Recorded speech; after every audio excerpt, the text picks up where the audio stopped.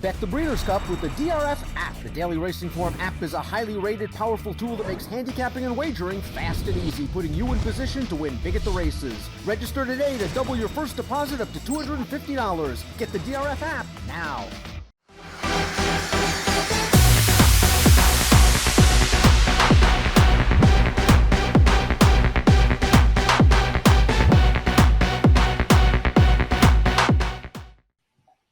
Hi everyone, David Aragona here with Craig Milkowski, and we are taking a look at the penultimate race on Breeders' Cup Saturday. It is the longest of the Breeders' Cup races, the mile-and-a-half Breeders' Cup Turf. And Craig, this one always is a clash of some formidable Europeans facing off against the best Americans. Let's throw up the field for this race, and no surprise to see the favorite on the morning line, Tarnawa, the defending champion in this race. If she runs back to her effort in the Turf last year, it's going to be tough for the Americans to beat her. Yeah, she's just been really good. She's came back in basically the same exact form she was in last year. She's run well every time out. It is a fairly quick turnaround, having run just a month ago in the ARC, but that's not really proven to be a problem. She did the same thing last year when she ran in the female version, big race on ARC weekend. So I think she's definitely the horse to beat. The morning line maker pegged this one right. She's going for the repeat, something we've seen a few times in this race, but has been pulled off as well. Yeah, field of 14 here. There are 4 on the also eligible list that will need a scratch to get into this race, but there is Tarnawa in post number 13. Perhaps not the post connections we're hoping for at the draw, but that's not going to be a big factor going a mile and a half. She'll be able to slot in somewhere. And domestic spending, he's the top American hope on the morning line, listed at 4-1. Both of those horses, though, they're going to need some pace to close into, Craig. And as we take a look at the Time Form US pace projector for this race, this is the rare mile and a half race that could have a pretty honest pace up front. Yeah, I know. I seem to remember we talked about it on one of our shows, and we were really hoping both of these horses, Tribuvan and Acclimate, would get into the race, and sure enough, they did, because they're quick. There's no doubt about it. They only really have one way to go. So at the very least, we're going to be a short and honest piece in this field. Yeah, Tribuvan is the number 5. Acclimate is the number 6. Some horses in behind them also have some tactical speed, like the number 7, Walton Street. But let's take a look at the past performances of both of those speed horses, because, Craig, I think you just want to highlight here, these are both need the lead type horses. Yeah, then that's all I wanted to show is, a lot of times we say, yeah, there's going to be pace and somebody doesn't go, but it's almost impossible to imagine that scenario here, because both of these horses just have one way to go. Even when they run shorter than a mile and a half, they run that way. So I think it'll get a little heated up front. I doubt either one of these two would go slow enough on their own to make it a slow pace, and let alone with each other to keep it honest. So definitely looking for some horses to come from more towards the back of the pack. Yeah, and with Chad Brown having another horse in this race that likes to come from behind, you'd imagine that Tribuvan will be ridden aggressively to go after Acclimate in the front end if Acclimate isn't the one chasing Tribuvan. So we'll see how that all plays out. It'll be an interesting chess game in the early stages of this race. But Tarnawa, Craig, she would love to see that duel develop up front, because she's a horse that likes to come from off the pace. And let's take a look at her second place finish last time out in the Arc de Triomphe at Longchamp. This was a really nice effort by her in the top race in Europe. Yeah, it was a big effort for her. She, like you said, she's done very little wrong this year. She was upset by a very big price in here, but I think that was a little bit overdone. That horse was probably overlooked more in the wagering than not being a worthy winner. It was a horse that had chipped in from Germany. So I've got no knocks on her whatsoever. She's proven she can run here. Maybe the California course could hinder her just a little bit, but you talked about it in our mile preview where the Americans have done better than the Euros in these mile races, but hasn't really been the case when you get out to a mile and a half. The distance seems to overcome any course concerns.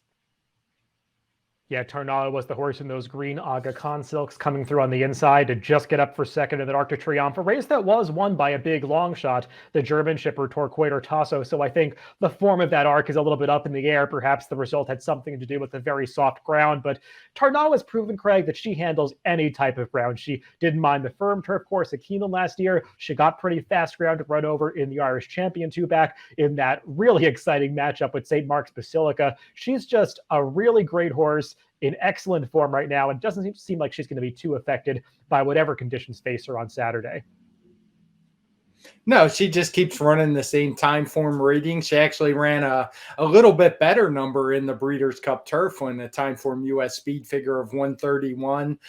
They did allow Lasix last year. They're not allowing it this year, but she's obviously not one that's a concern. She's shown she doesn't need Lasix to run her best. So just a really solid favorite. And Craig, I know you also wanted to mention Broom, who is another horse that is coming out of that Arc de Triomphe. He was up close in the early stages, actually setting the pace for a brief while before he was passed, and then he faded at the end. But this is kind of a Jekyll or Hyde horse, Craig. Sometimes he shows up with a nice time form rating. Other times he's not really competitive at the Group 1 level. What do you make of him? I think he's a bit of a wild card in here, and he's one I'll definitely use in my horizontal plays. He was one who I just don't think handled the ground at all at Longchamp, so I think you can definitely give him an excuse for that one. Some of the other races are a little bit tough to give him an excuse for, but when he shows up, he would definitely fit in this race. He can run those mid-120s type time form ratings, which would make him a contender. So he's one I will definitely be using, hoping to bolster any pick fours or pick fives that I play. Yeah, he was a tough call for me. I thought some of those time form ratings, they don't necessarily stand up to the scrutiny that I'd like them to. Those pair of 124s, he was beaten by an inferior Japanese horse in that Prix-Foix and then in that Grand Prix de Saint-Cloud earlier in the season. That the competition he was facing, not really of the quality that some of the others have, but he does have tactical speed and he likes fast ground. So that could work in Broom's favor. And I wouldn't want to talk anybody off a long shot because he will be a price in this race. Another horse that I was somewhat interested in, Craig, that is a European shipper, is the 3-year-old filly Teona. And she won the Prix Vermeil last time. Let's take a look at that race because she caused quite the upset here, beating the highly regarded 3-year-old filly Snowfall. Now, I think it's fair to say Snowfall did not show up with her best effort in this race, but I still thought that Teona was a visually impressive winner as she just puts in a commanding performance to beat that rival by a length and a half. Yeah, it was a very good effort. As you say, I don't think Snowfall was at her best, but she still had to beat the rest of the field. And I'll be honest, I'm a little bit leery of 3-year-old filly time form ratings, how they stack up, because I've just seen too many over the years that look light. And when they come over here to the States, they run a little bit better. So maybe that's something where we could work on our adjustment that we use. But I think she's better than that 112 time form rating we see in our PPs.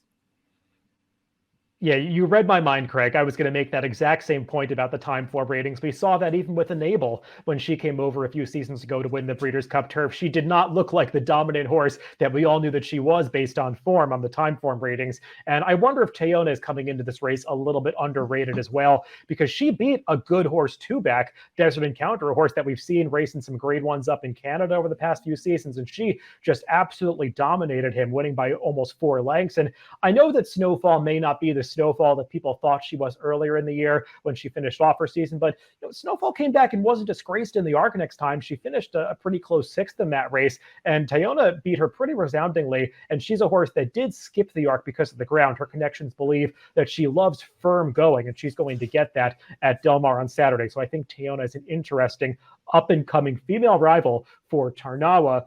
Another horse that could take some money in this one, Craig, is Walton Street, and I think we've got a similar opinion about him. Let's take a look at his Canadian International last time. And speaking of Desert Encounter, Walton Street's beating that same horse in his Canadian International. Just not really sure that maybe he's cracked up. He's as cracked up as the figs would suggest. No, he got a really nice 127 time form US speed figure for that rating. He was beating Desert Encounter, as you mentioned. I'm sure I'm exaggerating, but it feels like it was about the 5th time Desert Encounter's running that match. And I just feel like he's a cut below the top horses. He's certainly a useful horse who's had his share of success. But if Desert Encounter was in here, I wouldn't really consider him. So I'm a bit against Walton Street, despite that bigger speed figure. I think it was more of the field wasn't that strong. Hard to go against Charlie Appleby, as we've talked about on a lot of these previews, but this is one spot where I'm not going to be on this 7-year-old gelding. Yeah, I was listening to a Charlie Appleby interview earlier this week where he was assessing all of his horses, and he was pretty clear about the fact that he did not think Walton Street was good enough to beat a horse of the caliber of Tarnawa. He just believes this is the right spot for him in terms of the ground and the distance, but he's not been regarded as one of the top horses in that stable, and I think you can see that from his form. When they've tried Group 1s, they've done it in Dubai and over in Germany. They really have not targeted the top races with him, and I think they actually believe that Yabir is the better hope of the Charlie Appleby Godolphin team, and he is the one that their top stable rider, William Buick, has chosen to ride instead of Walton Street. So I do think that stuff is pretty telling. Craig, let's take a look at some of the American horses now, and the top hope clearly is Domestic Spending. And let's view his race from over the summer when he won the Manhattan going 1.25 miles. And this was a really impressive effort because he puts in a huge stretch run to run down his stablemate Tribhuvan. And if this Domestic Spending is able to show up going 1.5 miles, he's going to have something to say about the outcome. Yeah, he got a 126 time form US speed figure for that rating. As you said, he ran down his stablemate, who was pretty loose on the lead for a while. He was able to beat Gufo that day, who's one of the contenders in here. So I have no knocks on him. I do think you can put a line through that last race, the Bruce D Stakes or Mr. D Stakes, which was formerly the Arlington Million. It was just a race with absolutely no pace. I still thought he ran pretty well that day, but just circumstances where he really had no chance. So I'm going to judge him off that Manhattan, and I don't see any reason he can't get 1.5 miles given his breeding. So I do think he's a contender in this spot. Yeah, it's a very similar situation to what we saw with Bricks and Mortar a couple seasons ago when Chad Brown was stretching him out after having never going farther than 1.25 miles, and he did win the Breeders' Cup Turf. Though this Breeders' Cup Turf seems like it's a little bit tougher than that one, and Domestic Spending obviously has never faced a horse of the quality of Tarnawa. And while he was so impressive winning that Turf Classic and the Manhattan, despite the unfavorable pace scenario, I thought he still should have gotten it done in the Mr. D last time. He was beaten by an inferior horse, and that's not a great sign for me. He's trading well into this race. There is plenty of stamina on the bottom side of his pedigree, though he's a son of Kingman, and the Kingmans don't always want to go 1.5 miles, so we'll see what we get from him. But he definitely does have the raw talent to beat a field like this. It's just a matter of stamina and distance. Another horse that we should talk about that is from the Chad Brown stable is Rock Emperor. He won the New York Prep for this race, the Joe Hirsch Turf Classic. And Craig, he's a horse that had been a big disappointment in the U.S. up until this point, but taking a look at the stretch run of that Joe Hirsch, he certainly delivered when it counted in this race. Yeah, he was a horse I remember we had talked about. They used Tribhuvan as a rabbit for him a couple times, and Tribhuvan beat him. And we were saying Tribhuvan is a better horse. I'm not sure that's really the case anymore. And I think a big part of it was the removal of blinkers last time. They had put him on for some reason. I'm not going to question Chad Brown. He certainly knows what he's doing, but it didn't really work out. He kind of went back and forth without the blinkers. And since he took them off, he seems to have finally figured things out. He ran his best race in that Hirsch Classic. So, I mean, he's got to be considered a contender. He draws a good post. He ran a 124 time form US speed figure, winning that Hirsch Classic. So I think he's personally the best of the Americans. Yeah, we're on different pages about this one. I don't know what to make of that Turf Classic last time. It seemed like a weak prep coming into the race. I don't know where that performance came from Rock Emperor. Previous to that, he had always seemed like a horse that kind of topped out at 1 3/8, 1.5 miles, always seemed like it was stretching him beyond his limit. I thought that he got a fantastic ride from Javier Castellano that day, saving ground, whereas Gufo made an early move, and I think made a move too early because they went a really fast penultimate 1/4 mile in that race that I think worked against Gufo. I'm not sure that I like either one of them in this race, but I'd be more likely to take Gufo. I just don't really know what to do with that Joe Hirsch because I'm having trouble buying the figure, though the speed figure did come back fast. Craig, let's throw up our picks for this race. We're going in slightly different directions. You're going with the favorite Tarnawa, and I've got no argument. She is just way the horse to beat as she seeks this Breeders' Cup Turf repeat. Yeah, you said it. I think she's the horse to beat. She has the best time form ratings in the field. She shows up every time. So I had a hard time going against her. I put Rock Emperor in second because I think that removal of blinkers did make the difference in the Hirsch. No argument that Gufo moved too soon, but I still think Rock Emperor was a different horse that we had seen in a couple of his previous starts. So I've been against him for a long time, but he impressed me last time. Yeah, I'm taking a shot against Tarnawa, who I do have plenty of respect for, with that up-and-coming 3-year-old filly Teona. Just thinking maybe she's coming into this a little bit unexposed, underrated, and she's going to get the ground and distance that she likes. So I'm going to go with Teona over Tarnawa. I've got the American domestic spending in there for third, along with that Charlie Appleby runner Gabir in fourth. But it's Tarnawa for Craig and Teona for me in the Breeders' Cup Turf on Saturday at Del Mar. Good luck if you're playing this weekend.